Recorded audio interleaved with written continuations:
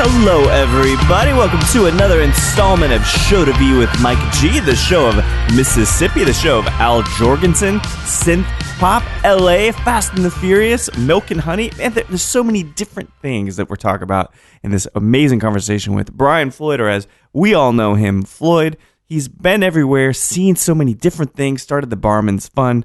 He is now the creative director for Source Craft Cocktails, which will deliver amazing ingredients and spirits to you to assemble your own amazing craft cocktail right where you sit. And even better than that, I get to release this amazing conversation on Floyd's 40th birthday. It's kind of a gift to me, and it's kind of a gift to Floyd, but I hope you guys enjoy this wonderful conversation with Brian Floyd.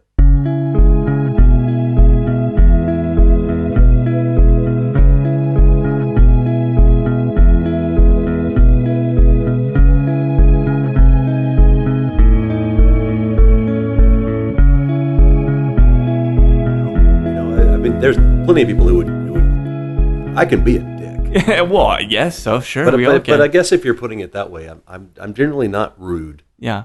I might be a dick, but I'm generally not rude. So I guess you could be a dick and still be a gentleman. You can't. Well, that's actually part of it to some people. All right, fair enough. Yeah. I think of like you seen Cat on a Hot Tin Roof?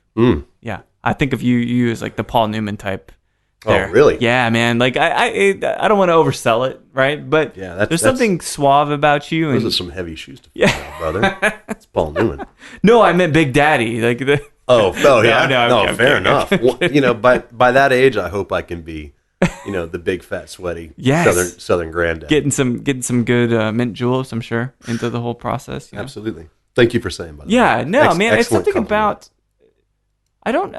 I try to think about it. I'm trying to like articulate it, but there's something about Floyd. And do you like people calling you Floyd? Do you like people calling you Brian? What do you think is the best?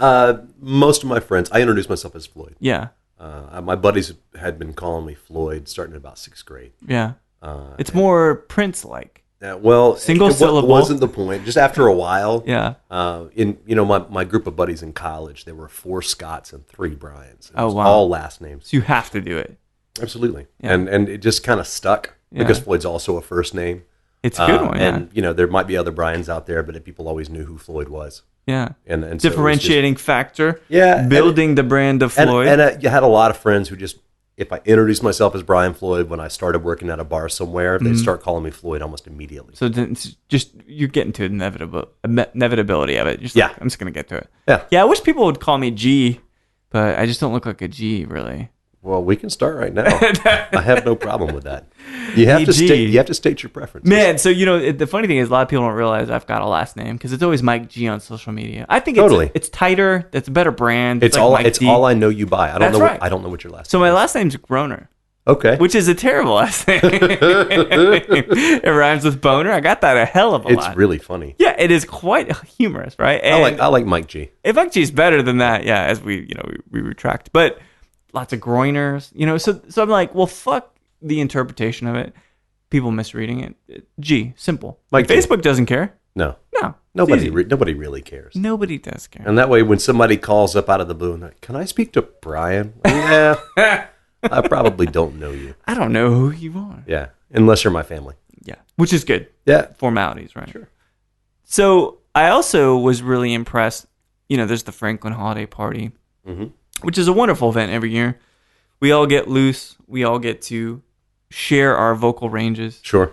And you may have sang other songs, perhaps. Mm-hmm. However, your go-to was Bloodhound Gang. Yes. Which is somehow, for me, counterintuitive to your gentlemanly nature. I would take you for a Neil Diamond guy. I appreciate that. Yeah. And I've got some Tom Jones that I love to sing. Tom Jones, absolutely. Johnny Cash, yes. Johnny Cash, sure. But there are certain songs that don't make any sense. People wouldn't expect you to know that you know by heart. I knew those lyrics. DMX, I had no fucking idea. DMX Party Up, I know by heart.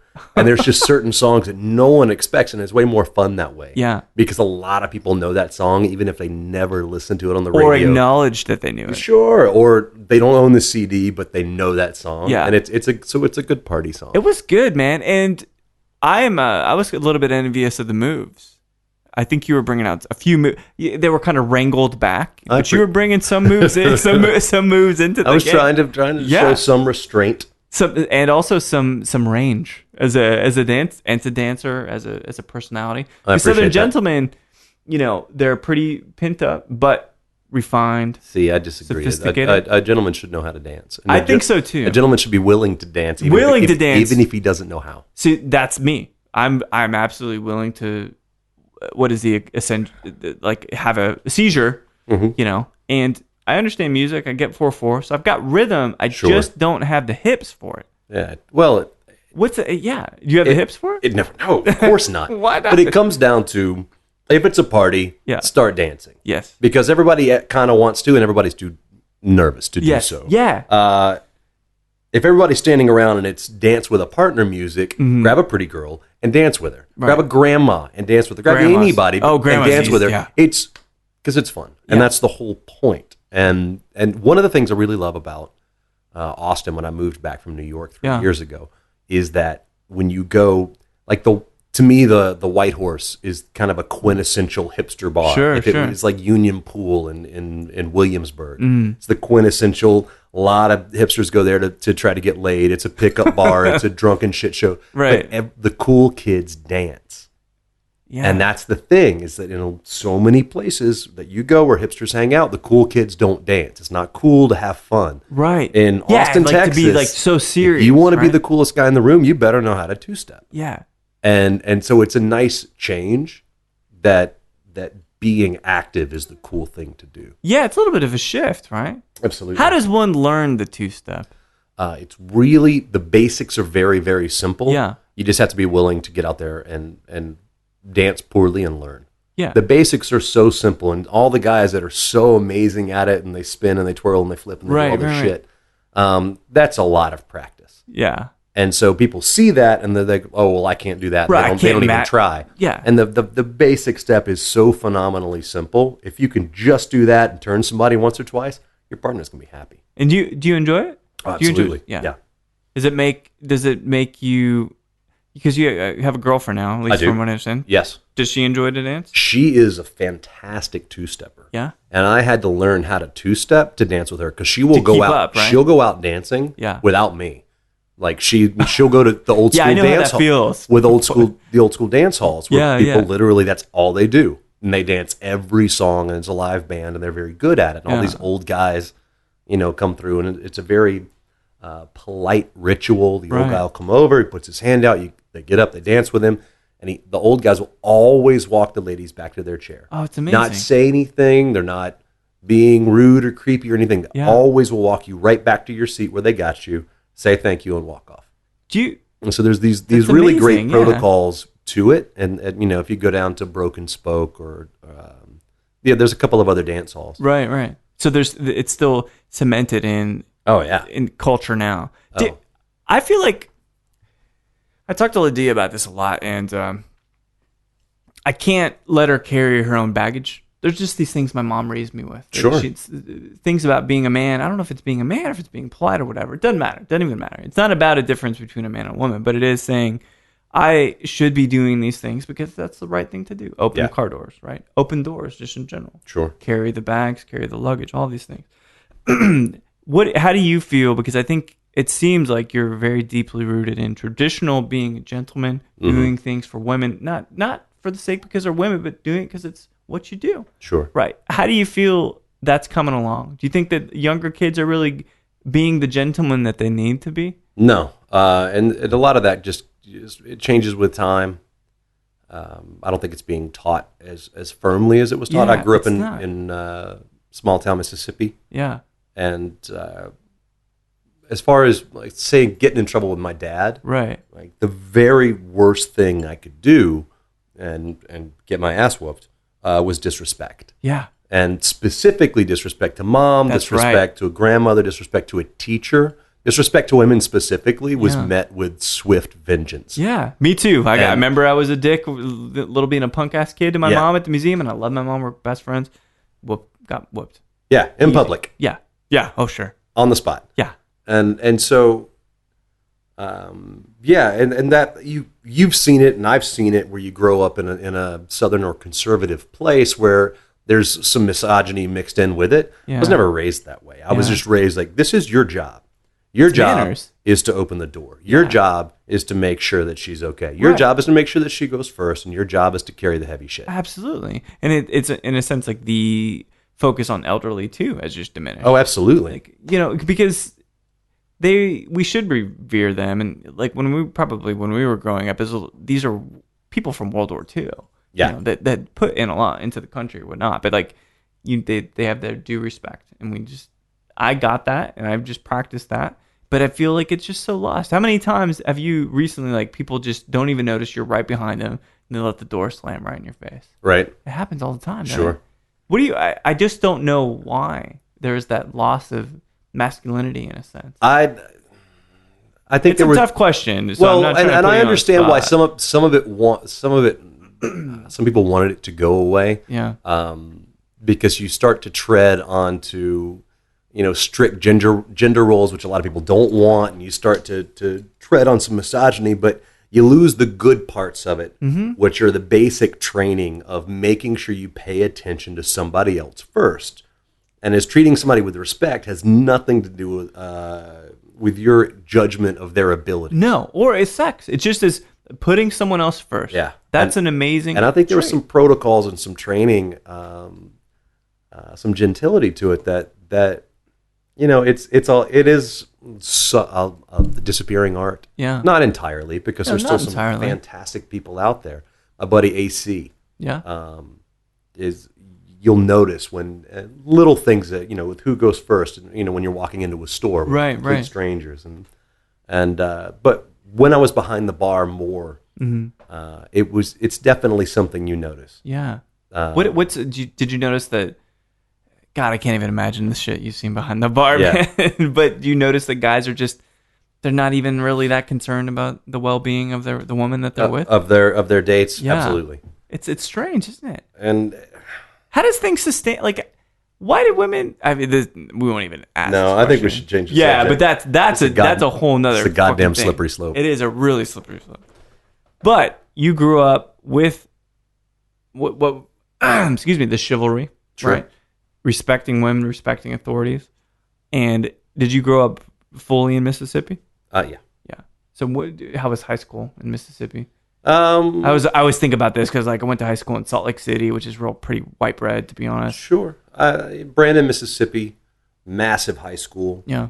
It was just black and white. Yeah. It was black and white, and the vast majority of people did not have much money. Yeah. We weren't aware of it then. But I didn't really understand how close we lived to hard poverty. Hardcore, like winter's bone kind of just. Really? Like hard poverty. Just down the street kind of thing? And it was, it's Mississippi. It was just something that you saw and you didn't think a lot of as a kid. Yeah. Because it's just the norm, right? Like you adapt to it. But the diversity was white and black. Yeah. Very little Asian, very little Jewish population. Right. Very, very small, anything else. Are we talking at the time mid-'80s? Or late 80s? When I was born in 76. Okay. So all through the 80s. So 39? Yeah. Yeah. And so do you think, does that, because I always wonder, because I like the cultural differences, like Houston, I grew up in Houston a little bit. Sure. And there's so many different kinds of cultures, different kinds of cuisines and all that. Do you think that maybe you missed out on some other things that were going on because it was so 50-50? No. I love where I grew up. I hated it growing up. Yeah. And, it's kind of part of a normal adolescence to need something to rebel against. Sure. And so you're going to find something to rebel against. If you're a billionaire and you have everything you want, you're going to rebel against that. What did you want to rebel against? Well, I hated that, there was nowhere to go to see music. Yeah. And I hated that, a lot of things like that. You had the kind of like small town punk. Sure. Anger of just nothing to do, nowhere to go. Did you do anything with it? Like, did you start playing? Yeah. We definitely would organize shows in the park. Oh, really? Oh, absolutely. Do you play? You said you piano. Back in the day, yes. Mm-hmm. Did you? What'd you play?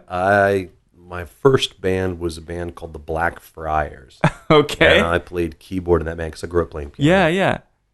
Were you playing like what was the live piano choice at that point? It was like a Casio? You took a Moog? I was playing a Yamaha SY.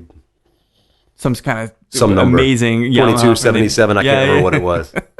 How was that experience? It was a blast. We played in this old barn in Brandon, Mississippi. It was an all-ages group, all-ages venue called The Back Door. And the Back Door. All of these bands, because this is early 90s, like 1990, 1991. Things were really changing. Oh, man. And so much... It was astonishing how many shitty little bands came out of a really small town. Yeah. Or because in Mississippi also, if you liked punk and you liked metal and you liked alternative stuff, you all hung out together. Yeah, it's not big enough, right? In LA, you'd have like, well, I'm into speed metal and I'm into death metal and I'm into this. And you could further genreify. Sure. But in Mississippi, it was like, if you're a little bit weird, we're going to hang out. You skate? Well, cool, I'm an artist. We're going to hang out. Yeah. Because that's really if you cool, were different at all, like your group had a lot of different kinds of people in it. Yeah. Because there was nobody else to hang out with. Yeah, there's not a lot, right? And so the music genres, you'd end up playing with bands that were nothing like you whatsoever. Yeah. Just because they were the ones who wanted to play on a Tuesday night for no money. Amazing. Yeah. Did you ever take it beyond the barn and the back door? We played other places, but not beyond that. Yeah. Was it ever an aspiration to kind of break it in music, or just fun? It was just fun. Yeah. Just something to do. What kind of stuff? I just kind of imagine what genre has a keyboardist. But I imagine you had pretty cool bangs. That's my thought, anyway. I had long hair at the time. See? I had long curly hair at the time. It's curly hair. Oh, yeah. And, I looked like a fool. I tried really hard to be cool, though. We all do. There's nothing else to do. We always opened up with Anything by Drama Rama. Oh, shit. Are you kidding me? Yeah, that was always our opener. Yeah. And we played a bunch of original stuff. But the covers we always did that. And we did 2 Feet Off the Ground by the Dead Milkmen. Oh, my gosh. And we'd play A Forest by The Cure. That's a good one, those were our too. 3 covers. That's good. Well, Forest is nice, lulling, sleepy, but yeah, kind of Not the way we played. We played a rock and roll version Did you? of it. Yeah. Yeah. Did you ever venture into guitar? I just, for some reason, I imagine like you have the personality of like a guitar player. I never played guitar in a band. Yeah. I played bass and I played a lot of stuff in symphonic band. I played the bassoon. Oh, no kidding. I played the saxophone, the alto and tenor, and Barry. We both played alto. I played all the percussion stuff. I played xylophone and timpani, and I was a real big music nerd. It's a good way to develop like a social group. I found like because I moved around so much when I was younger, but once I found sax and kind of playing in jazz band, I played guitar in jazz band and all this kind of fucking nerdy shit. But it was so good. It was so formative because those kids were all doing the same thing. It's like, well, yeah, you may play the flute, but still we're like stuck here in this room playing some songs. Yeah, it's a great way to socialize and meet people. Sure. And I told you, I started playing piano when I was in first grade because my grandmother and my mother did. And so once you have that background, picking up any other instrument is really easy. Not so difficult, no, right? Not at all. Did your mom really encourage you to pick up piano, or did you just pick it up by yourself? I was always always curious, and so she would show me things, and then I started taking lessons when I was 6 or 7. That's crazy. You have any siblings? I got a big sister. Yeah? Yeah, she lives in Irving. Oh, cool. It's actually one of the main reasons I moved back to Texas. Just to be close to her and her family, closer to family. Yeah. Are you folks still together? Yeah, they're in Mississippi. Cool. Was your dad musical at all? No. Dad's tone deaf. Oh, no shit. Yeah, son of a farmer. Yeah. My dad's great. Yeah. I love him. We get along great. But my artistic, eccentric, proclivities, and bullshit proclivities. Yeah. There was a lot of knocking of heads. Really? Yeah. Because did he not like understand it? No, not at all. Yeah, my dad. And we started getting along really well in probably the past decade. See, that's it. Like I was up visiting my folks for Thanksgiving, and I told my dad, I said, you're going to be turning 70, and I'm getting closer to, I'm edging to 40, which isn't fucking fun. But I feel all right. Still got my hair, which is nice. Good. Yeah, it's great, right? So, and I said, I'm going to just be prepared. I'm going to ask you every question that I've ever conceived, because there are some things I don't want you passing and I don't know. Yeah, fair enough. He's seen Elvis multiple times. He's seen a huge Neil Diamond fan. Right. Yeah, and talking about his first marriage being the biggest mistake of his life, there's some really, really great moments. And I don't think that it could have ever happened until I was older. Sure. Right? Like, we butted heads exactly the same way. I'm doing music. I don't think he really understands that. It's kind of black and white business guy when we're growing up in Salt Lake or Houston, whatever. But there's something about when you get more mature and you kind of on the same level with your folks, sure, your pop especially, you know, do you guys, it's different now. Well, I had an artistic background. Yeah. And my 20s were a profligate, wandering fucking mess. and it took a while for him to realize that I was actually very serious about it and dedicated to it. And once he realized that I wasn't just fucking off, he took it seriously. He respected it. Yeah. As he got older and he had some health problems, that's when all the bullshit really stripped away. You become two men. Yeah, that's when he was like, you know what? If you're happy and you're well and you're safe, and above ground, that's all I really give a shit about. So, and we started relating in a much better way then. And I think that's probably going to be. I think most people, if anybody listens to this, it's probably going to be a pretty similar story. Yeah. As a boy turning into a man, right? You always end up having this moment where you have a fight or a break with your father. Yeah. My buddy Harrison Scott Key just wrote this really fantastic book called The World's Largest Man. Mm-hmm. And it's a memoir, and a lot of it's about his dad. Yeah. And he talks about how, and he remembers his moment specifically. What was it for him? It's a pretty gnarly, violent, absurd scene. I've been there, man. It's worth reading. Yeah. But it takes because you need somebody, this is somebody you're almost exactly alike, and you will never admit it, and you won't even notice it for another 30 years. Uh-huh. And you hate him for it.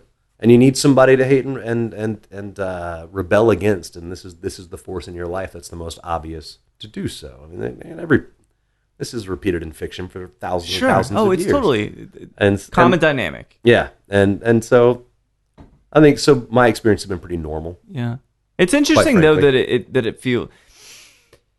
is normal, and it's probably the normal trajectory that many men face. But I'm thoroughly enjoying it now. It's so good I have a blast. now. We talk all the time. Right now, yeah. Like, so I think about, I was really, really perplexed the fact that Creed, so the new Rocky movie, is like so amazingly rated.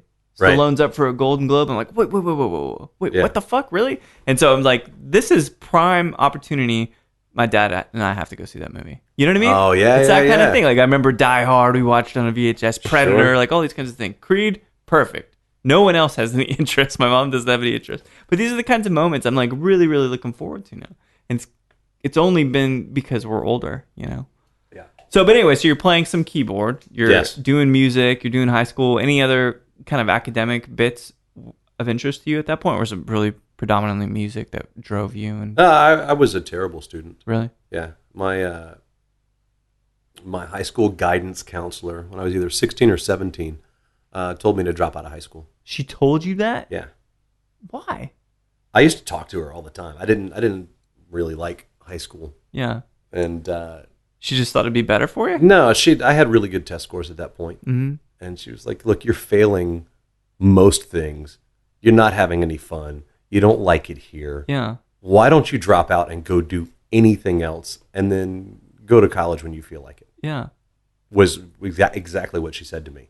She said, "Your test scores will get you into any state school." Sure. They weren't astronomical. I wasn't going to go to fucking Harvard, but I could have gone. It doesn't even matter at that UT point. or Mississippi State or whatever. Your test scores will get you into a state school anywhere in the country.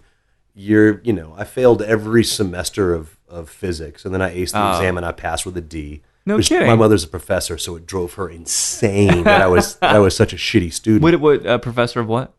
She's a PhD mathematician. No kidding. Yeah. Oh, man, I bet it frustrated her to no end. I'm just not a traditional academic in any sense. Yeah. Yeah, she hates that. Did she want you to pursue like full academia and teach and stuff? No, it's just, both of my parents are great. Both of them came from farming families, small town Mississippi. Right. Children of the Depression. So no fucking money. And both of them did very, very well. For me if I ever have a kid, for my kid to go from like the jump that my dad did from when he was born to when he had a kid, for me to make that same jump from where I was born to my kid, I'd have to be a fucking millionaire. No kidding. Yeah. It's crazy how that changes. And a lot of that for them was education. Yeah. And so when I was this more flouncy creative type who did very poorly in school when I probably could have done very well in school if I'd have given a shit, it drove them insane. And it was a source of a lot of friction, I'm sure. Yeah. So what'd you do then when you got out of high school? I went straight to college, and it's the biggest fucking regret I have. Shit. Yeah. Where'd you go to school? Mississippi College, and then I went to Belmont in Nashville. Did one semester in London, kind of bounced around. Amazing. I didn't take it seriously. There was nothing I cared to study. I went to college because you're supposed to go to college. Right, yeah. To this day, if there's one thing I could tweak about my life, I would go back, I'd listen to my guidance counselor, and I'd have the fight at home, and I would have gone and done something else. She's like, go hitchhike, go travel, join the circus, get a job, do whatever you feel like doing, and then when you decide to go to school, go to school. Yeah, but don't just do it to do it. I did it, and I got nothing out of it. No kidding. Yeah, it's the same thing, man, and it's an interesting model now because everybody feels like they've got to do that. Sure. Now, for us in the '80s, I remember like a mind is a terrible thing to waste. Was that the slogan? And you know what that was? What was it? That was Darth Vader. That was James Earl Jones. James Earl Jones. Really? And it was the United Negro College Fund. That's right. Does it still? I mean, I'm going to play naive, but does it apply to me still? I believe they call it. They now just the letters. Okay. UNCF. Okay. Good. Oh, I didn't realize that's what it was. Yeah. Because I remember seeing so many commercials about it. When Saturday morning cartoons. Yes, absolutely. But you'd hear that deep, awesome, rumbly voice go, "Oh my God, that's Darth Vader." It's motivating. The United, please give to the United Negro College Fund. Right. A mind is a terrible thing to waste. Man, we missed out. And then the Ministry had that shitty album, "A Mind is a Terrible Thing to Taste." That's right. Yeah. Yeah. It was a pretty shitty album, wasn't it? Well, it's all right. It served a place for what I needed as an adolescent. The music wasn't necessary. It was the hamburger of albums. The 99-cent hamburger. Thieves. I still listen to Thieves about once a year. And was it Land of Milk and Honey? That's one of the earlier ones. No, right? It was Land of Rape and Honey. Oh, thank you. Sorry, I softened it. Awful. But that was before he made that goth change too. He was still writing Depeche Mode songs at that point, wasn't it?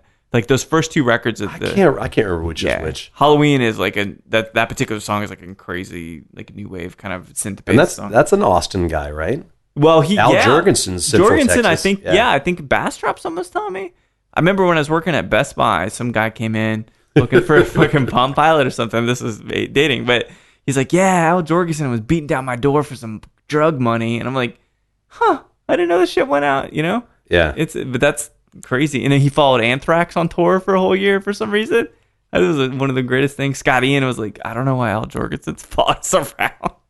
And they were on Headbangers Ball, and Al Jorgensen's in the background, just like lurking around. Lurking for Anthrax. It's so crazy. Anyway, amazing tangent. But so what? When did you drop out of school? You just like, fuck this, I don't want. No, I traveled a lot. Yeah. When I said London for one. My ridiculous and profligate 20s. Yeah. I was a ridiculous youth. What makes you ridiculous? No, just the choices I made and the things that I thought were cool, the things I tried to do. Yeah. I lived in Nashville twice. Mm-hmm. I lived in New York. Tried New York for a second. I was in North Carolina. I drove to L.A. in '99 and was just like, I'm going to go to L.A. I drove my car from Nashville to L.A. Did you have a plan? No. Lost it. Out there? The car threw a rod in the Mojave Desert outside of Barstow, right where Fear and Loathing in Las Vegas begins. No kidding. Yeah. So right where they're about to see the bats. Yeah. My car is still there. No shit. So we walked to a town called Yermo and waited at the only 24-hour diner in the Mojave Desert. You and a girlfriend, you and a buddy? Yeah, my buddy Chris rode out there with me. And just this awesome best friend who's like, yeah, totally, I'll go to LA with you. That's amazing. He was awesome. Is awesome. And car breaks down. Got to LA. Worked at a record store, had no money, had no car in Los Angeles. It was oh my God, man! It was spectacular bullshit. And then I got a job moving boxes at Universal, and movie studio. I worked my ass off moving boxes one day, and a guy's like, "You want a job?" I said, "Yes." And so I was the producer's PA on the very first Fast and the Furious. Are you kidding me? No. So I was in the production office of the Fast and the Furious. And broke. I was basically homeless. Had this really, really awful girlfriend. Did you meet her there? In LA, yeah. It's got to be awful then. She was bomb hot. She was so good looking, and she was. But terrible personality. It was easily one of the worst decisions I've ever made in my life romantically. I don't think I've ever. Emotional abuse is under diagnosed. I'm not exaggerating to use that term. I'm sure you're not. Okay, so. But I had rotating $500 cash every day to do whatever they needed, the director and producer. Right. I was half the time driving the director's car. Mm-hmm. I'm driving around this Mercedes convertible. I'm going to all these places with the producer of this film that made tons of money. That was amazing franchise. And I was broke as a joke and basically homeless. That's so cool. And it was very much the LA thing. Yeah. It's like moonlighting socioeconomic status. And right? and I just didn't like LA. I had to go. Yeah. Was it the people? Because that's what it is for me. I had some of the worst fucking luck paired with some of the worst fucking decisions. Yeah. That maybe LA would be great if I went back. Right. But you're different now, though. Sure. Totally and it's also one of those things like New York and Los Angeles and London and Paris and Moscow and everywhere else. Yeah. It's huge, I'm sure. But the luck of where you jump into that pool. Yeah. Like who you meet. What job you get, what roommate you get, what relationship you get into. It's right. I could have gone to LA 10 different times, in different dimensions and would have been totally different thing, right? Depending on where I lived and what job I got and who I met, I might have had a blast or been wildly successful. As it was. But your luck was shit, you're saying? No, that city kicked the shit out of me. Oh, man. So where'd you go after LA? Back to Mississippi for a while. Okay. And then I threw a dart at a map. And I moved to Austin, Texas. That would have been about insane. 2001. Really? You've been here since 2001? No. Okay. And then 2003, I did the same thing again, and I took 2 bags and $500, and I moved to New York City. Back and forth. Mm-hmm. How was New York for you? I'm glad I went. Were you... I was there for almost 10 years. But we're talking about you're doing music, you're moving boxes, being a PA to production or the director's executive producer probably or something like that. Yeah. And so at what point do you make that crossover into service? I didn't. You never did? Not behind the bar. Yeah. I was always worked in restaurants, coffee shops, whatever. Just like waiting? Yeah. Okay. And the bar happened because I had service background. When I first moved to New York, I was in Astoria, Queens. Mm-hmm. So really far from the city. Yeah. 12, 13 blocks to get to a train, to get into the city. And it was just broke as a joke. And I was sleeping under a dining room table in this 3-bedroom apartment with 3 or 4 guys living there. No kidding. It was filthy. It was a bunch of young wannabe artists and actors. Some of my friends from Mississippi. No kidding. They all chain smoked and I didn't smoke.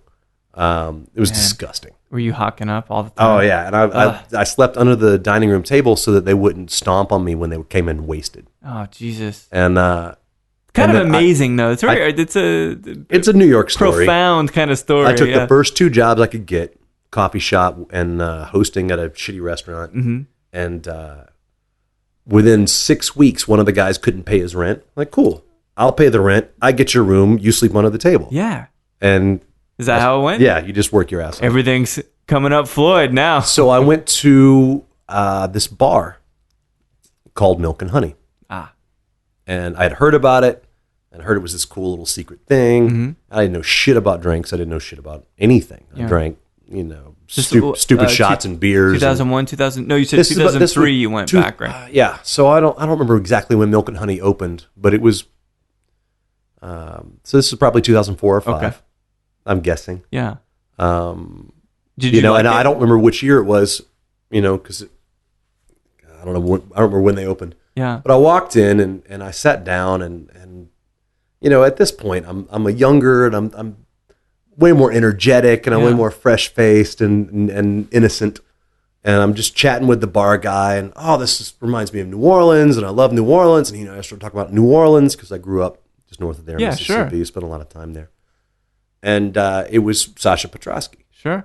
And he started giving me drinks, in that he would make a drink and hand it to me and say, "This is a Vieux Carré." Okay. And a Vieux Carré is this, and this is why it's special. Very appropriate and this for New Orleans. This is the history, and this is why it's good. Drink it.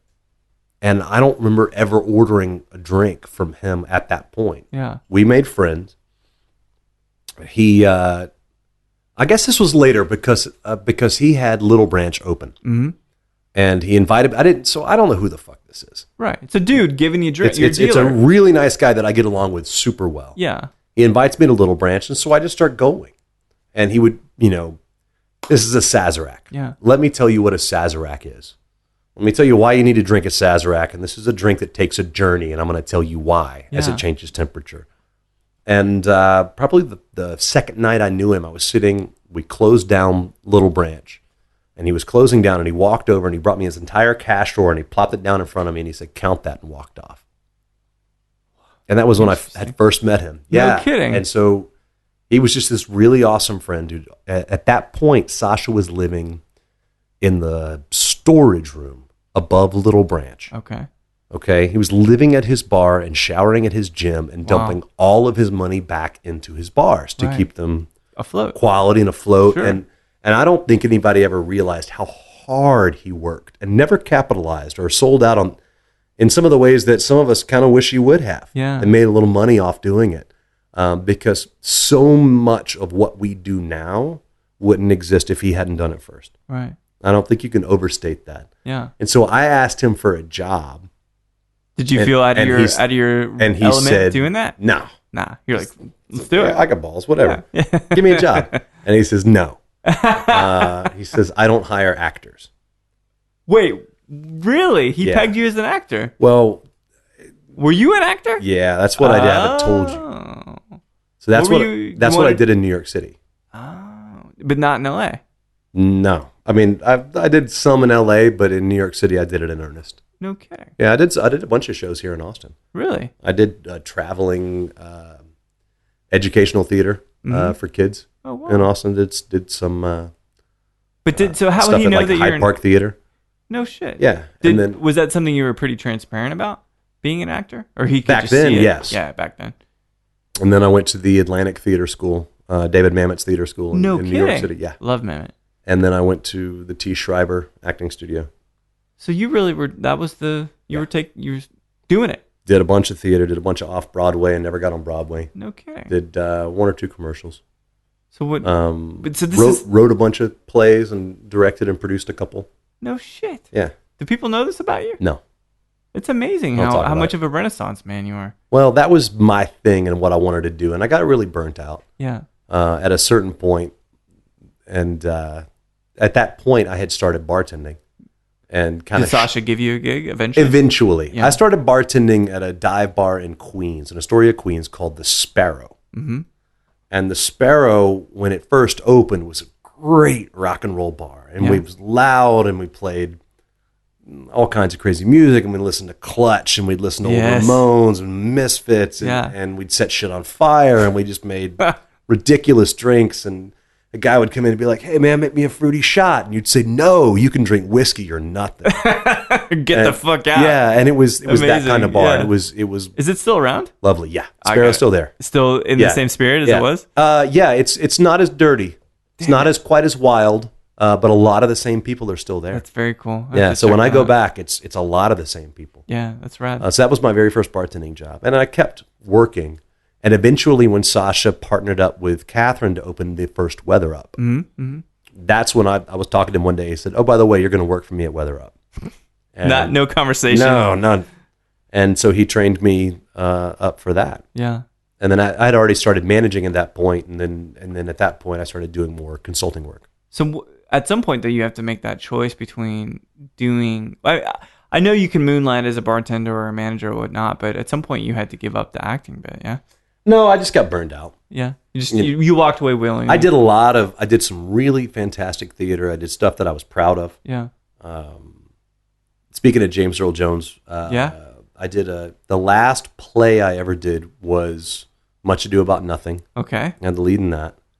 And it was in a play in the Lower East Side, and one of the marquees, one of the little posters they had, was of James Earl Jones, young, performing in the same theater. No kidding. Yeah, so cool. That's so amazing. And so I did the Fringe Festival in New York. Did a 2-man show there. I also did a lot of shitty theater. Well, you have to do the good. You got to do the bad. To stay working. Yeah. To take a risk on this director you don't know, this writer you don't know. Right. To meet more people, because it's incredibly difficult to meet the right people in New York. You got to meet everybody.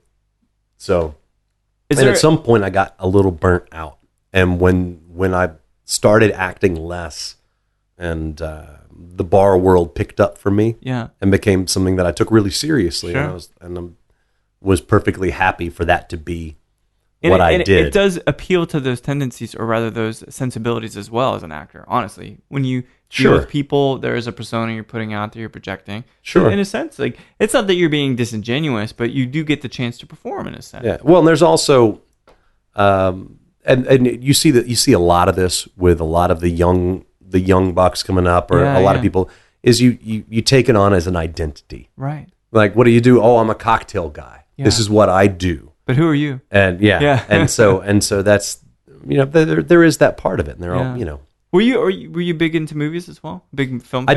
I did some. Yeah. But personally, like, just for enjoyment. Oh, absolutely, huge. Anything really particularly influential actor wise? Anybody you really enjoyed? I went to the same studio as Ed Norton. No kidding. Yeah, T. Schreiber, and so I loved watching what he did. He's a brilliant actor. Yeah, sure. And I don't think everything he did is perfect. No, of course not. I think but he's got range at least. Oh, he's got great range, and I like watching what he does. I performed at the Public, and the Public was Philip Seymour Hoffman's. Oh, wow. Like, where he had his residency with his theater company. Yeah. And so he was kind of a presence. Yeah. I never met him. Sure. But I mean, that doesn't matter. He was a presence in the scene. You love, like, the stuff he was capable of doing. Wonderful. And was just completely unafraid to play some really weak, awful, or pathetic characters. Yeah. But also the opposite. Yeah. Very domineering and sure, but like 25th Hour with Ed Norton. Yes. He gets to play such a pathetic character. Kind of a perv even. Yeah. Stuff with he and Anna Paquin. Boogie Nights. No, not Donnie. Is it Donnie? I can't remember his You know what I'm talking about. I totally know. It's like, you want to see my Camaro? I got a Camaro. Yeah, and he tries to kiss Mark Wahlberg. God, that was a fucking terrible loss, man. Yeah, I agree. 100%. He was one of the grittiest actors that I was able to ever see, and he played everything, and he did it in such an amazing, immersive way. Like, I was Moneyball. I was watching Moneyball the other day. He's the coach. I'm like, Jesus Christ, he's a dick. And I hear Jonah Hill talked about having to walk on set with him, and he's like total method actor. Oh, yeah. So it's like, he's already in character. You can't fuck He's around. already being a dick. Exactly. Yeah. He's already being a dick. That's a big loss, and it's good to reflect on that for a second, because you're imbued with the spirit of his, would you call it, team, his pact, his union, something like that, right? You're a part of that community. Yeah, it's incredible stuff, man. So the Weather Up bit with Sasha and Catherine, you said, how did you like it? It was great. Yeah, the Weather Up Brooklyn has always been one of my favorite cocktail bars, because it's very, very Brooklyn. This is back when we cracked ice, like we froze hotel pans in deep freezes we literally chiseled every piece of ice That's amazing. Oh yeah, we weren't chainsawing Klein bells. I want to think it was Richie Beccata who actually started doing that. Oh really? Yeah. So you were there at a very important and pivotal point for that scene. It seems. Well, Richie. It was funny when Sasha trained me. He said, between you and Richie, I don't know why I haven't been hiring actors the whole time. Because Richie Beccata was an actor. Was he was really? A film actor who was working the door at Little Branch. No shit. Yeah. That's incredible. But I mean, I guess, if you throw a dart, you can hit a musician or an actor. Yeah, totally. So but that was Richie's background too. That's crazy. And it makes for a good spiritual background, I think, to be in this industry. Sure, but we also learn really quickly. Yeah. If you smart, because you have to memorize lines, which is not an easy task. We did that. If you were auditioning on a regular basis or acting on a regular basis or doing what a lot of us did, doing 3 shows at once. Yeah. Then your memory is like a muscle. Yeah. If you're doing it all the time, then you're capable of just consuming vast swaths of information and then dumping it as soon as you don't need it again. It's brilliant, and it is a good skill set. It takes a while to get there. Sure, but once you're there, that's actually... Yeah, but I couldn't do it now. I'd have to build back up to it. Yeah, but you did it then. Yeah, sure. As long as you did it at one point, I guess, right? Mm-hmm. Would you mind if I ask you, how you feeling post Sasha now? I'm not going to pretend like I had interactions with Sasha. I'm not going to pretend like he influenced me personally, but I know the breadth of his influence on everybody around me. I don't think it can be overstated, and I don't want to be cliche at all. So this is the thing. No one's really talked about this at detail, and so there's no risk of it being cliche. Right. Because there's not been any overstatements at all. It's condolences. But I want to know from someone that seemingly was given wonderful opportunities from the guy. Yeah. How are you feeling? He was I miss him. It was tragic. He was an incredibly good-hearted guy. Yeah. He was weird as the day is long. Right. He was a kooky dude. Yeah. And always has been, and he never cashed in the way he could have. And a lot of people who came after and immediately started doing what he was doing cashed in very quickly. Yeah. But a lot of people will say, well, we'd have done it anyway without Milk and Honey, right. Without Sasha. A lot of that's going to be bullshit. Sure. He was so devoted to figuring out these little ways of chipping the ice, of putting his book together. Yeah. And he was the first who really did it that way. He was the pioneer. And all of these more formal ways of service that we require. And he always said, I just want a bar. I want to build the bar that I want to be in. Yeah. Is all I'm trying to do. And he was, and he had a great time. He wasn't a dick about it. Yeah. He told me one time, I remember him telling me this story at the original Milk and Honey, which is now Attaboy. Yeah. Yeah. He was, had a couple in there, and the original Milk and Honey is sexy as shit, man. Yeah. Sexy little place, four-seat bar maybe. Amazing. And he's counting the money, he's doing it, and there's a couple in the back, there's probably 5 booths in the place. Yeah. And he's locked the door, so he doesn't care, and he's just shutting down. In New York City, you just lock the door. Who cares? Right. It's already 4:30 a.m. And he looks back, and the girl is in the booth. Her back is to him, and she's obviously riding the guy. She's obviously straddled him, and they're fucking in his bar. Right. And he said, I just kind of shrugged and went back to counting my money. And he's like, I've built a sexy place, and I play sexy. What do I expect? I play sexy music, and I give people alcohol. Right. What do I expect to happen? Exactly.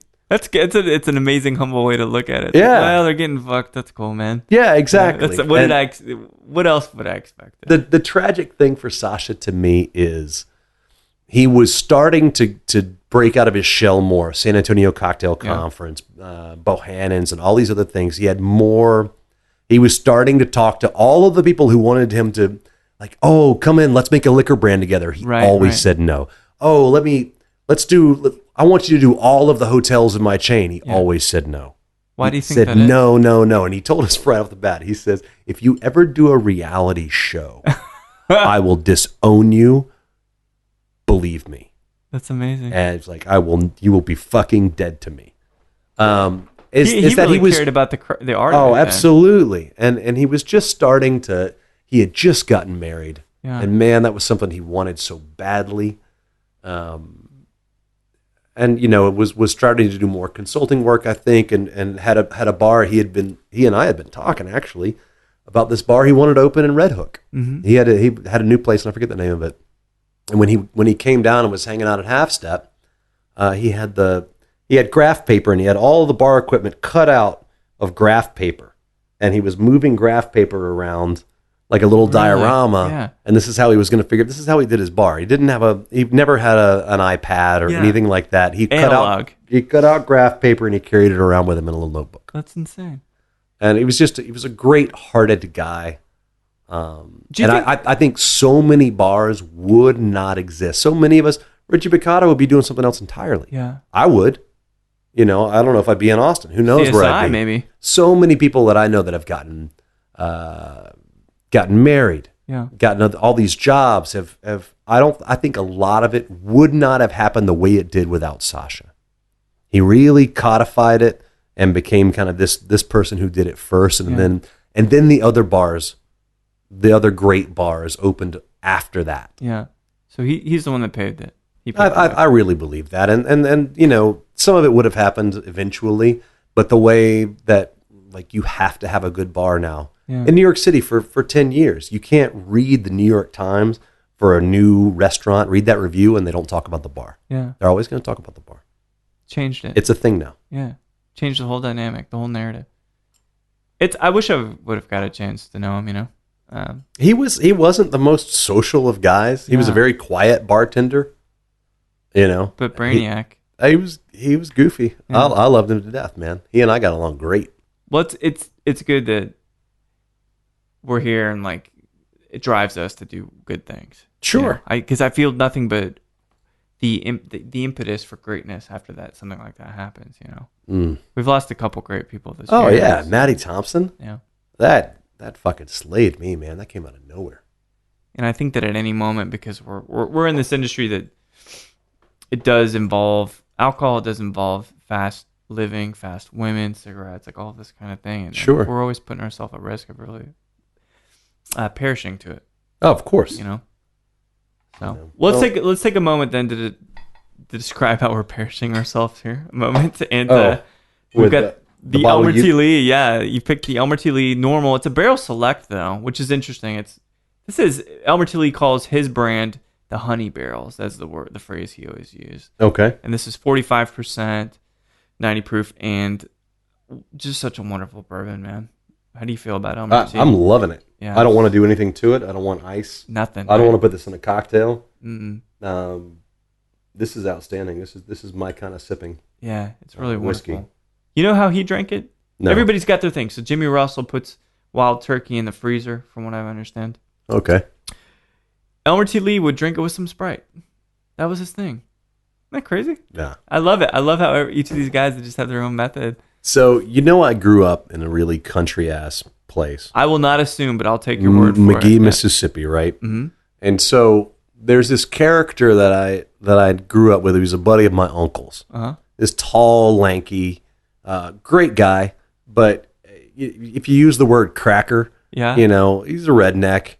And he always drank. He had one of those big, really worn-in big gulp cups. Uh-huh.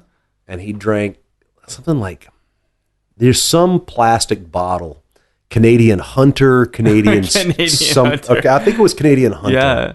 And he had a little measuring cup, and he kept it in this toolbox in the back of his, the big toolbox in the back of your pickup truck. Right.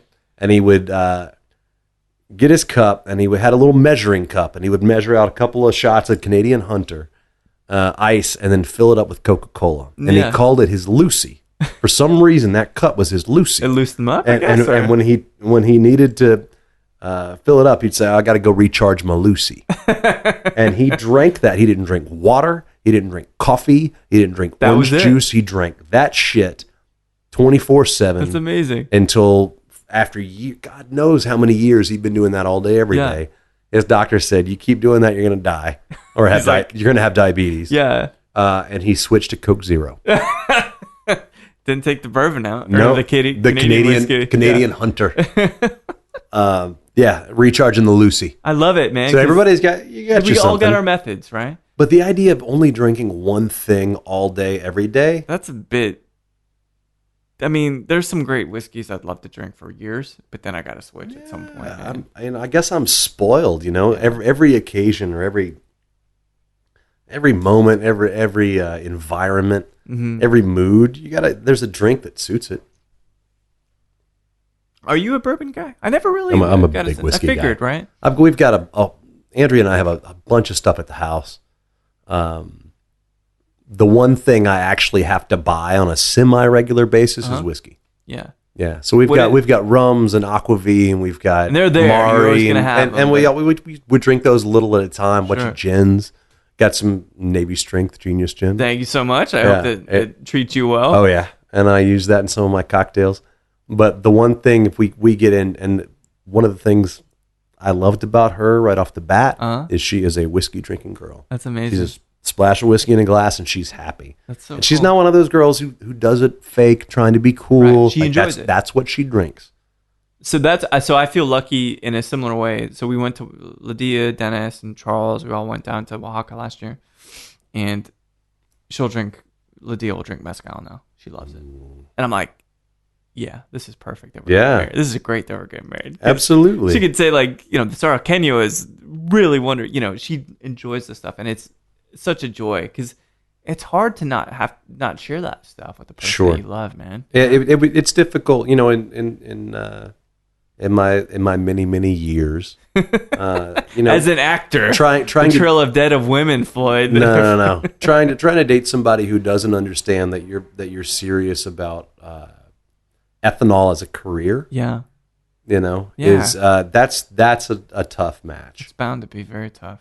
So because a lot of people they just think alcohol is just this facilitator of bad behavior. You're just doing it to be loose. Very often. It is, but there's also something in the best of cases good about it. Yeah. I mean, it's a social thing. Sure. I love talking about this. If you think about it from an anthropological point of view, everybody almost figured out how to turn whatever sugar source they had into ethanol on their own. Absolutely. No matter where they were. Out of necessity. You figure out that if you left this pineapple in the sun for a while, it tasted funny and made you feel good. Everybody figured out ethanol with whatever they had. Rice, potatoes, wheat. Absolutely. Fruit, whatever. Mm-hmm. It's ingrained in our evolution. And of course, actual distillation techniques had to be brought over. Sure. But ethanol was around in a lot of different places for a long time, and wherever it did show up, it was always drank communally. Yeah, it's a social thing. You're totally right. Wherever it showed up, whether it was somebody found it, in the Far East, made it with rice, whatever. It was something that was religious, or social. Sure. It wasn't almost across the board. Ethanol is something that we do together. Yeah. If an alien landed, they would and saw what we do as far as our bars are concerned. Right. Places we go to consume a toxic chemical together. Sure. And pay out the nose. They'd have no fucking idea why. Pay out the nose. Yeah. Because a Budweiser don't cost nothing to drink at home. Right. Ethanol, you can get a plastic jug, a Canadian Hunter, or whatever it's called. Are you working for Canadian Hunter? Really, I don't even know if that's the name.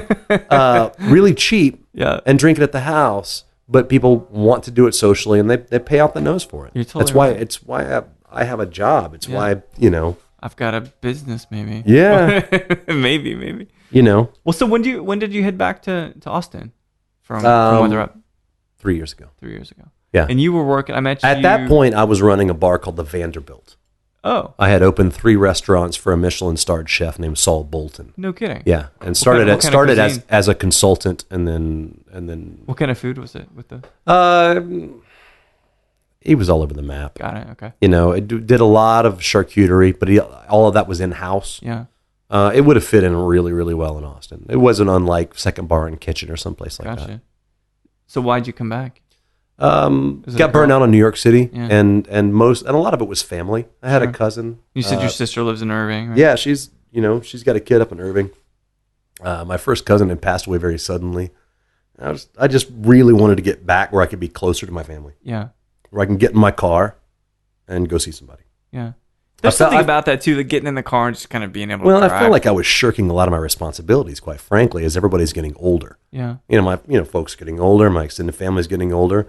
I expect my sister to deal with all this shit while I'm jacking off in New York City. Yeah. Trying to be an actor or be a rock star or whatever. No. So actually, I mean, that's really noble of you. No, it's not. I mean, no. You're doing the right thing. It's the bare fucking minimum that you can expect of a normal human being. No, I know, but a lot of people, they don't even think about that. You know what I mean? They don't think bullshit, about like, well, bullshit. Like noble is Johnny running into the burning church at the end of The Outsiders, right? Okay. And so you're saying it's taking the trash out because it's your day to take the trash out isn't fucking noble. No, it's just doing what you're supposed to do. It is, man, and that's the thing. It's like it's about manners, right? Some people will say that, oh, well, you open the door for people, so you're going above and beyond. But no, that's the basic for us. But absolutely, it's a bare minimum. Yeah, it's a bare minimum. But I'm saying that the dynamic and the narrative of that, and taking care of family, being there for people in general, that is not the norm now. I want to hang out with people, and I want to relate with people. Yeah. That is exactly what is expected. Sure. I do too. Absolutely. I find that I like those people a lot more. Actually, there was a girl at work the other day that let the door slam in my face, and I vowed to the universe that if I ever interviewed her for a job, she's not getting it. There's no fucking way. And it wasn't even it's not even personal. It's just like, how can you be good at your job if you're not even going to be thoughtful enough to open the door, leave it open for another couple seconds, right? Yeah. I was so pissed. I was still pissed. I remember exactly who this fucking lady is. Never getting a job. If I ever interview her, I swear to fucking Christ, not getting the job. Fair enough. Yeah, and I'm not even an angry person, but that's just like principle. No, that rubbed you the wrong way. It's terrible. You're not an angry person, but you hold a grudge. I'm really good. I'm vendetta. I don't know why. Fair enough. Horrible, man. Fair enough. Oh man. Speaking to the grudge thing too, we went to go see this movie Spotlight this weekend at the Draft House, which is a great movie about an expose of the Catholic Church and how they covered up those priests and stuff in the early 2000s. And there was an older lady to the right of Lydia, and I didn't notice it until Lydia had this real frown, and she's like, "This fucking lady's bracelet keeps jingling." And we're in the movie, and a normal person, even if you've got a drink or a glass of wine at the Alma Draft House, take a sip, put your hand by your side, no big deal, maybe a little jingling. This lady was twitchy as shit, and she just would keep going. And so Lydia was really frustrated because it was so loud, it was obnoxious, and I pulled my keys out. And I started shaking them every time she would pick up her bracelet because it sounded like keys, and I would just start shaking them like, "Here, take the keys, just shake them every time." That's the kind of grudge that I built. It's all fucking horrible. You waged war in the middle of an Alamo movie theater rather than getting up and moving. We couldn't. There's very few seats. We couldn't have moved. I mean, it's like, and we thought, well, do you tell the server at that point that's like, this person's jingling too much? Like, how the fuck do you put that on the little piece of paper? Anyway, yes, I certainly do find creative ways to act out my grudges. Okay, so beware, everybody that might be listening. Like, who knew? Who knew? It's terrible. Here's my keys. Make a bunch of noise. If I can't enjoy this movie, then fuck her experience. That's it. And anybody else around us, fuck them too. Well, there was apparently some other people that were visually upset prior to my vengeance of shaking the keys. So fair enough. It's funny, but so I met you at Drinkwell. I know you were working there for a bit. You obviously were still doing Weather Up. Yes. But a good opportunity came up with a new project. Yes. Takes you out from behind the bar. Yes. Puts you into a more business role. Yes. It seems like. And that's sourced cocktails. Yes. So where did that all start? Tim Angelillo reached out to me. He was in Los Angeles at the time. He lives here. Uh-huh. Tim is an Alabama boy. Do you guys have a kinship? The funny thing is you wouldn't guess it because he's been in Los Angeles for a long time or New York City for a long time. He moved around. He was head of e-commerce for Yahoo. No kidding. Yes. Oh, that's great. And head of marketing in some capacity for Sports Illustrated. No shit. Yes. So he has heavy business background. Yeah. E-commerce for Yahoo meant he was all over the map for all their businesses and all their revenue where the actual money was. Absolutely, and thousands of people. Mm-hmm. The delivery model we're looking at with Blue Apron, with Plated, with all of the fashion models where you can rent a wardrobe every month. Mm-hmm. You know, they'll bring you clothes, you wear them, and then you send them back, and they send you more clothes. Like that box. There's that box. Yeah, you can get. And so that's going to keep happening. Sure. People they want experiences. Yeah, they want a curated experience. 100%. And they don't want to have to go. They want someone to do it that might know them to do it for them. Sure. In the 80s or 90s, if you had a lot of money, you might want everything done for you. Right. Now you look in New York City, you had these guys hiring consultants to tell them how to grow, tomatoes on their roof. Yeah. They want to, or how to have chickens, and they're spending shitloads of money for somebody to come build them a perfect little hen house so they can have eggs. And so people actually want to be involved in crafting something and making something and doing something. Yeah. But they're too busy to actually do it from scratch. And so that's where Blue Apron comes in. Yeah. They send you everything to make, food. Everything you need for this extravagant meal. Yeah, it's amazing. Based on the number of people. And you cook the meal, and they have made it easy for you. But they give you the tools. But you still get to do it. Right. Plated is the same thing. Alcohol delivery is something people have toyed with for a while. Mm-hmm. Delivery.com, Cocktail Courier. Drizzly. Yeah. And then it made a big splash that Amazon delivered some booze in, I believe, Seattle, and I want to think it was a bottle of Tito's. No kidding. Yes. And so it's in the mail. Yeah. That's going to happen. Sure. No matter what the TTB can do about it. What we have done is we spent the first year mostly in legal, making sure we could do it legally. Right. And we got our license in 3 states. That's amazing. Which states? California, Colorado, and Texas. Great states. And then launched in Texas. So not going East Coast first. Yeah. Going to other cities first. Well, the laws are easier. Austin, Dallas, Houston, Denver. Yeah. And then looking at Southern California. So tell me the concept. So I'm around on a Wednesday night. Sure. It's an app that I interact with. It's a website. It's optimized for your phone. So mobile adaptive. Yeah, okay, totally. Cool. You've been to Half Step. You've been to Drink Well, and you've been to Weather Up, Midnight Cowboy. You've been, about Little Branch and Dutch Kills and the Varnish, right, and all these fantastic bars. We're trying to deliver that. We are delivering that experience. That's amazing. So it's everything you need to make, say, a Gold Rush. Okay. And it's the same specs that Sasha put down in writing a long time ago for a Gold Rush. So it's the fresh squeezed lemon juice in a little jar. It's the 3-to-1 honey syrup in a little jar. That's amazing. It's a good bourbon. And I believe for that one we're using Buffalo Trace. Mm-hmm. Personal favorite. Thank you, Floyd. My pleasure. But it's also coming with ice to shake it with, to give it that quick shake before you dump it on the rock, because it's one of those 2-step cocktails. Mm-hmm. But it comes with the same Libby Rocks glass you might find in any of those bars. Yeah. And it's coming with Climb Bell ice. So it comes with a jigger. It literally comes with everything, so that you could get this in your backyard and never go inside and just have a cocktail party. You could get it in a parking lot. You could get it in your boardroom. Right. It's everything you need to make X amount of this cocktail. And presumably you are not only empowering people to learn more about cocktails and feel the freedom to make more of them, different types, but you're creating like an ecosystem for them to come back, right? Yeah. It's like, well, this is good. Let me try the gimlet. Yeah, absolutely. And bring it back. And so ultimately there's an educational aspect to it. Oh, absolutely. And a lot of people the number of people who have never made their first old fashioned, their hand shake because they're nervous making an old fashioned. Yes, you have to realize people have never done it. Yeah. It's like making a peanut butter and jelly sandwich. It's not hard at all. Right. It's probably the same number of steps. Mm-hmm. Yeah, that's a good point. It's for us, that's how simple it is. But them making their old fashioned, they're so excited about it. They're having so much fun doing it. I mean, to tell them what bitters are and to tell them how many drops to put in. Yeah. And you have to, here's the sugar cube.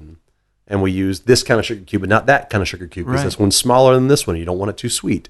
And so let's say I imagine there's a Manhattan build somewhere in there. Sure. So I order it. What comes, I'm at the house. I order it through the site. Mm-hmm. What's that experience like then for me? I'm at the house waiting for this. Within 3 hours is what we ask. Most people are actually, surprisingly, ordering and setting them up ahead of time. Yeah. And then we deliver it to your house. It comes in a bourbon barrel that we've had repurposed. Oh, cool. So it's about a foot high and 2 feet across. We have smaller barrels and big barrels. And it's got compartments in it. And so you get barware, jiggers if you need it, shakers if you need it, hawthorn strainer, julep strainer, whatever you need. So cool. In little jars, you might get orange peel or lemon peel that we've just peeled. Right. Because we'll pack the barrel for your order. Just in time. Sugar cubes, bitters. And the bitters come in droppers so that you can, a lot of people don't know what a dash is. Right. And it could be more consistent. And then good booze. And then we pack it, we bring it to you. Glassware comes, ice comes. Really? So it's like a full experience. And Javi is making our Climb Bell ice. Yeah, that's amazing. And we have these great backpacks that are insulated. Yeah. So and Climb Bell ice will last for a while. So it's bagged and then put inside this insulated backpack. We bring that and deliver it. You can stick it in your freezer. Yeah. And then whenever you're ready, you make your drinks.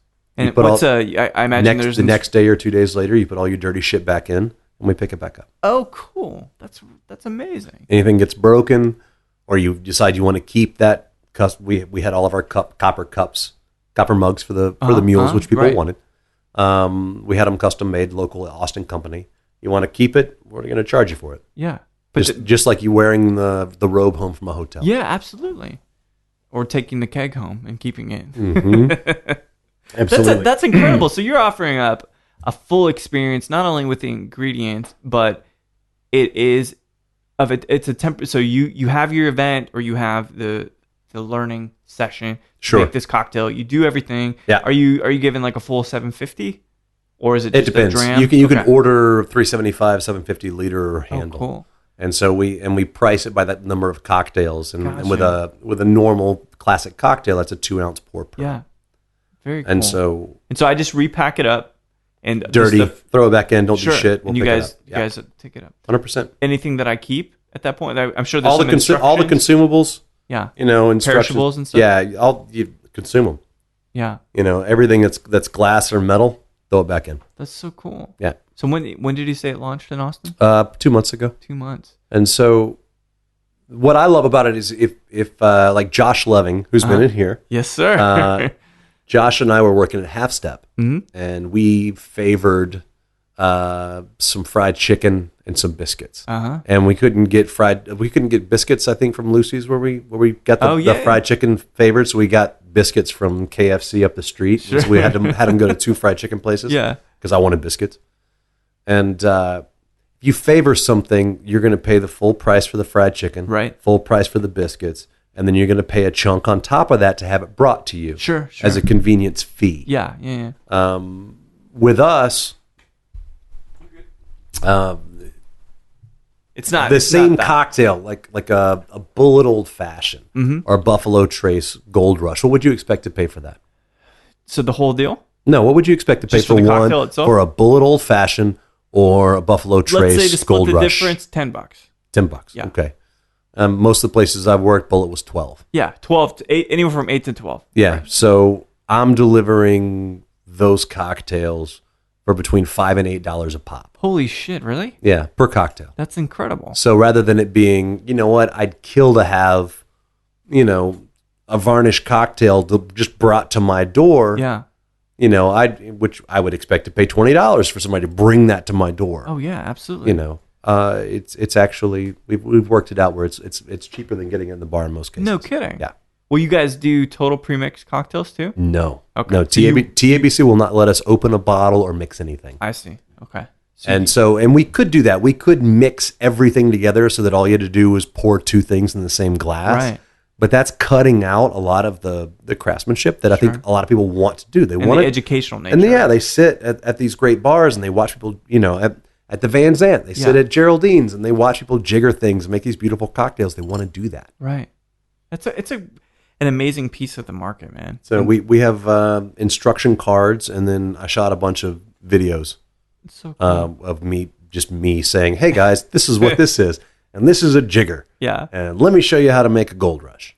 That's so cool. Yeah. What's the response been so far? People been great. It? Yeah. People. But it's a very specific demographic that wants to do it. You have people who want to make these kinds of cocktails, sure, and want to host at home.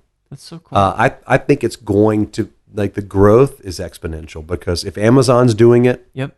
Then they announced today too that did you see that in Austin they're doing restaurant delivery. No. They just announced it today. Fantastic. See? So it's good. Because the more people get educated on, I can have anything brought to me, the more people are going to try something like what we do. Absolutely. And because it's something new. Most people have not had liquor delivered before, much less liquor that they had to then make a cocktail with. Yeah. And so it's a new thing. It's not like you opened a coffee shop and say, hey, come to my new coffee shop, because you know how to go to a coffee shop. Right. It's a new concept. Yeah. It's different. People are different now. They're really open to that. They're open to the convenience, and shit, man, sometimes you just don't know even where to start. Like, where do I go to get the peel? Where do I go get all this stuff? Sure. So having if you know how to do it, it's not hard to do. No, it's not. But if you don't have, the people, if you wanted to give your boss a birthday present, you could have this ordered to your office and then put it on his desk. Be like, hey, at 5:00 tonight, old fashions. Then for Secretary's Day, sure, you could have French 75s. You could have a small barrel of 6 French 75s delivered. Yeah. Or I think our smallest for French 75s is 12, actually.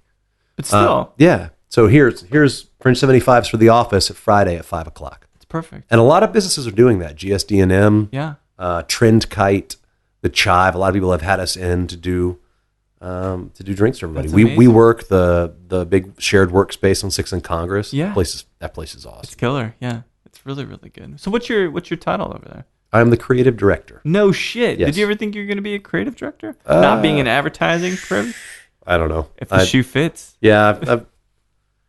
But I have 3 partners. There's 4 of us. Yeah. So we have the CEO, the CTO, the CFO, and I'm the creative director. That's so everybody's got it's obvious what I'm in charge of. Sure. I'm in charge of your tactics, man. The final product. Yeah. Making sure it's good, making sure it's relevant, making sure people who would never have gone to Milk and Honey can enjoy the experience. Yeah. And the people that would have gone to Milk and Honey aren't insulted by the experience. Yeah, it's brilliant. That's a great balance. And then we've got, a brilliant tech person, and Angela is our CFO. Mm-hmm. And I don't want to do that. Yeah. I don't know how to do that. I couldn't do that. And so you're a soft skills guy. We've got a really great A team. Yeah. That lets me do my thing. That's incredible. It's a blast. So what's the site? The address? Sourcedcraftcocktails.com. Okay. And Dallas is the next step. I think it's gonna be huge in Dallas too. I think Dallas is gonna be a blast. You guys have some plans for expanding? We're actually doing a little shindig for a private plane company on Thursday in Dallas. I just hear dollar signs. I'm sorry, I just do. Well, there's this company called Rise, and if you subscribe to them, and they have little planes that fly between Austin, Houston, and Dallas like 5 times a day. No kidding. And if you're a subscriber, you just go get on a plane and go. I haven't even heard of this. Yeah. That's incredible. Yeah. And so we did one of their parties a week or so ago. Wow. And they had Teslas there. Yeah. The Tesla was one of the co-sponsors. Oh, that's amazing. We had a blast. That's incredible. Yeah. So you like the shift more to this kind of business development piece? It's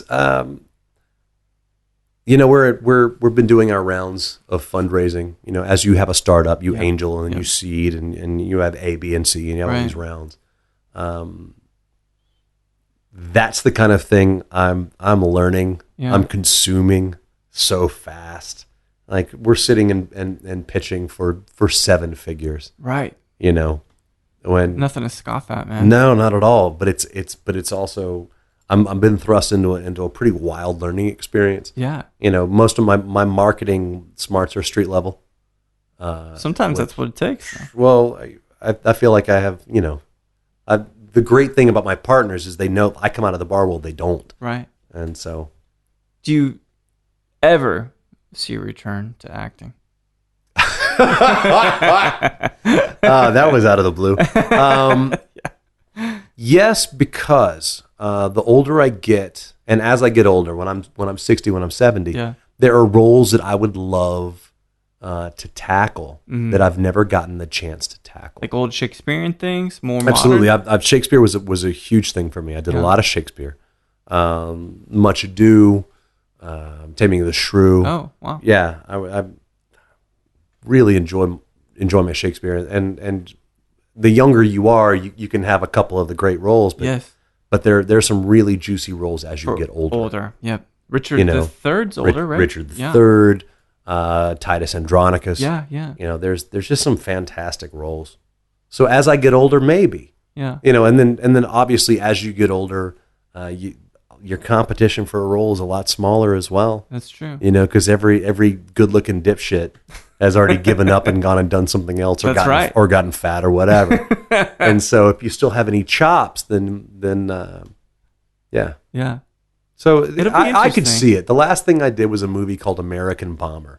That some good buddies of mine, the guys I live with in Queens, back in the day, Mississippi boys, or at least Michael is. These two guys paid for it out of their pocket over the course of 2 years. Wow. Out of bartending tips. Yeah, that's amazing. And wrote and directed it, Michael Freeland and Eric Trinkamp. And Michael had produced the best piece of theater I had ever done, which is a 2-man show in the Fringe Festival, where I played a reluctantly recovering junkie. Hardest thing I've ever done. Really? Emotionally was play this role. Yeah. It was brutal. And they came to me and sat at my bar and said, "Hey, we have a small role for you specifically." And I hadn't acted in years. Yeah. At that point, I was like, "For you guys, absolutely done. I'll play this wingnut character who gets choked to death in a kitchen." As you do. As you do. And it was a total wingnut character, and every single shot was 1 or 2 takes. Yeah. Oh, that's great. And because Eric takes care of all the video at Pratt, and so he has access to some really great stuff, and he's got an amazing eye, and we shot everything just completely on the fly, and it's been in a bunch of different film festivals. That's incredible. Yeah. What year was this year or last year? This is several years ago. Yeah. But it's called American Bomber. That's incredible, man. It's funny because, and again, like I was saying that how Josh told me that he learned a lot about his friends just from these kind of things. Sure. You got a fucking rich life, man. You have a lot of stuff going on, and I always suspected you don't get too deep when I'm maybe on one side of the bar and you're on the other. You know, just a tweet's worth. Sure. Of interaction, of intimacy. Yeah, of information. But sure. I always knew there was some depth, and I knew you had a lot of chops mentally. Like I could always tell. And it's amazing to say to know that you acted, you produced. You know, you're a businessman. A true renaissance man, Floyd. And I remember, thank you for saying, by the way. Sure. But I remember workshopping in a black box theater this really ridiculous play that my friend Lucy Alabar had written. Like workshopping over and over and over again in this cold reading, this beer drinking cold read that we used to always do called Slam.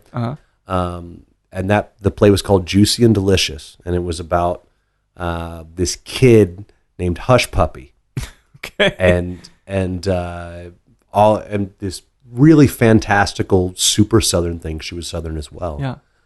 And that play went through this whole process and got selected through a greenlighting process and became Beast of the Southern Wild. No shit. Yes. Really? Yeah. And that was the young girl was up for Best Actress. Yeah, 2 absolutely. Years ago now. And so, that's amazing.